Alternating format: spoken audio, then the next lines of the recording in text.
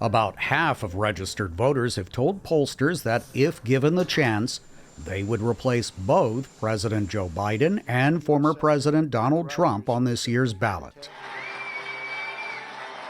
Enter Robert F. Kennedy Jr. If you picture what this country is going to look like in November, if either President Trump or President Biden won, the division is going to continue, the anger, the vitriol, the chaos, the polarization is going to worsen. The only way to end that is through my successful candidacy. Kennedy, with a gravelly voice due to an uncurable neurological disorder, was not deterred by his inability in the Democratic Party primaries to unseat Biden. Robert F. Kennedy Jr. is not going to be the next president of the United States. That's Georgetown University Associate Professor of Government Hans Noel with the consensus of political scientists.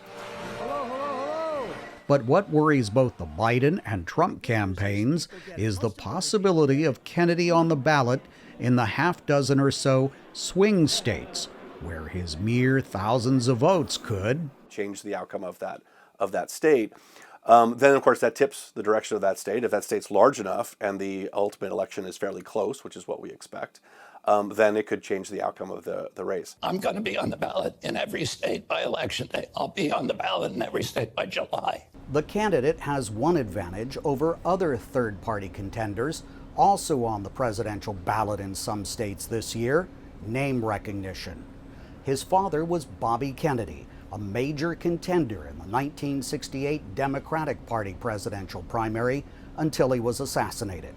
His uncle was President John F. Kennedy, slain while in office in 1963. The Kennedy family is not happy at all that he's running, and they've made a number of efforts to make that very clear. Such as this one, with Biden surrounded by Kennedy family members, including Kerry Kennedy, the independent candidate's sister. We want to make crystal clear our feeling that the best way forward for America is to re-elect Joe Biden and Kamala Harris to 4 more years. Without harassment from the federal government. Kennedy's controversial beliefs about vaccines, the origins of COVID-19, and the assassinations of his father and uncle have attracted some supporters, according to Professor Noel. Kennedy is much more popular among Republicans than he is among Democrats right now.